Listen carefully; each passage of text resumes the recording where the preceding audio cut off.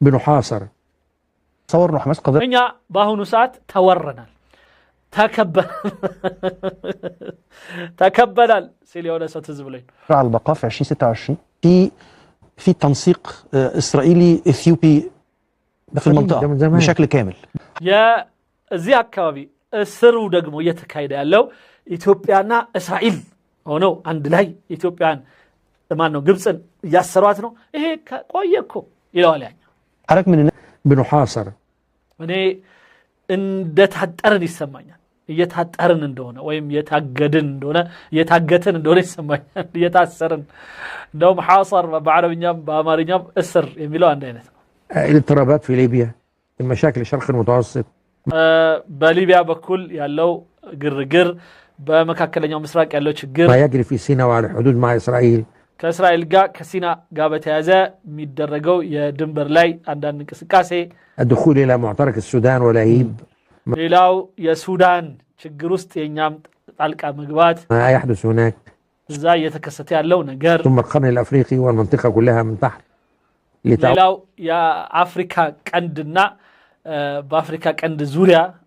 ከመካከለኛው ማለት ከምስራቅ አፍሪካ ጋር ተያይዞ የሚደረጉት ሁኔታዎች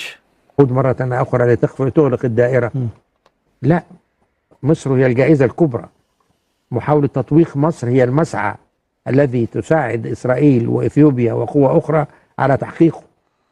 ومن رغبة كل طرف في إضعاف الطرف المصري ሁሉም አሁን ላይ የሚደረጉት እንቅስቃሴዎች በሙሉ በአካባቢው ላይ ስታይ የእስራኤል የኢትዮጵያ የሌሎችም እንቅስቃሴዎች በሙሉ ስታየው በሙሉ ግብጽን ለማዳከም ግብጽን ለማሰር የሚካሄድ ሂደት ነው صحيح بقيت يعني خلاص مقتنع تماما انه في تنسيق اسرائيلي اثيوبي في المنطقه ስለዚህ አሁን አንተ እርግጠኛ ነህ ማለት ነው እስራኤልና ኢትዮጵያ አንድ ላይ ቅንጅት ፈጥረው እየሰሩብን እንደሆነ من زمان على كدرو جمرو كتند جمرو كامل ده من زمان قبل كده كانت الناس بتتكلم عنه من ايام احلام جده وسليمان وداوود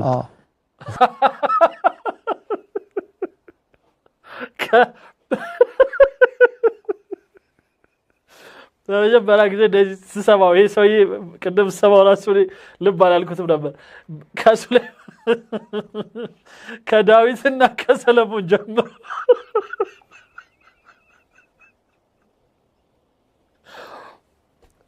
ዳዊትና ሰለሞን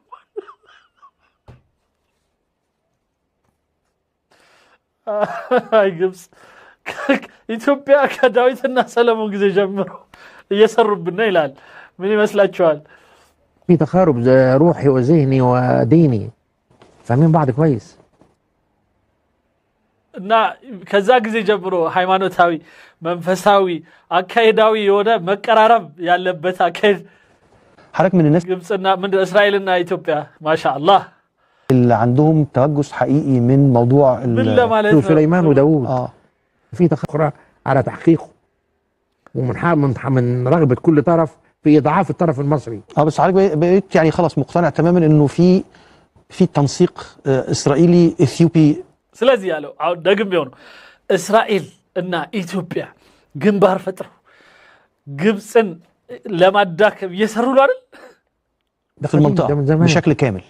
من زمان على كتند جمرو زمان قبل كده كانت الناس بتتكلم عنه من ايام احلام جده وسليمان وداوود كايام سليمان جدو ولا سليمان وداوود داويدنا سليمان في تخارب روحي وذهني وديني ስለዚህ ተቃሩብ ذهني ማለት በአይምሮአቸው አስተሳሰባቸው በመንፈሳቸው በሃይማኖታቸው فاهمين بعض كويس حضرتك من الناس اللي عندهم توجس حقيقي من موضوع الكيان المسمى صومالي لاند او ارض الصومال ስለዚህ እነዚህ ሰዎች ከድሮ ጀምሮ ከሶማሊላንድ ጋር በተያያዘ ኦብሰስድ ናቸው ማለት ከሷ ጋር በተያያዘ በጣም ለየት ያለ ፍላጎት ጥማት አላቸው طبعا هيتعبك هيوريك لانه هو عايزين ممر اي كوريدور يطلعوا على البحر الاحمر አሁን ሊያስቸግሩህ ነው ዋናውና ትልቁ ነገር ኢትዮጵያ የባህር በር እንድታገኝ እና እንድትወጣ ሊያደርጓት ይፈልጋል ይሄ አንዱ ስራቸው ነው ኢትዮጵያ عايزه تبقى دوله متشاطئه على البحر الاحمر ከዛ ኢትዮጵያ የባህር በር ተካፋይ የባህር በር አንድ አካል እንድትሆን ትፈልጋለች ما المانع وما المشكلة يا مصري يا مخبط ችግሩ ምንድነው ኢትዮጵያ የባህር በር ላይ በሶማሊያ አለች ኤርትራ አለች ጅቡቲ አለች ኢትዮጵያ አንዷ ብትሆን ምንድነው ችግሩ ምንድነው ችግራቸው እነዚህ ሰዎች مصرية والسعودية بالمناسبة يعني صارمة وواضحة جدا في السياق ده በዚህ ጉዳይ ግብጽ ሳውዲ አቋማቸው ግልጽ የሚሆን ይመስላል ይለዋል هي الاثنين وجهتي نظرهم دايما متقاربة أو متطابقة دي كانت شديدة التطابق እነዚህ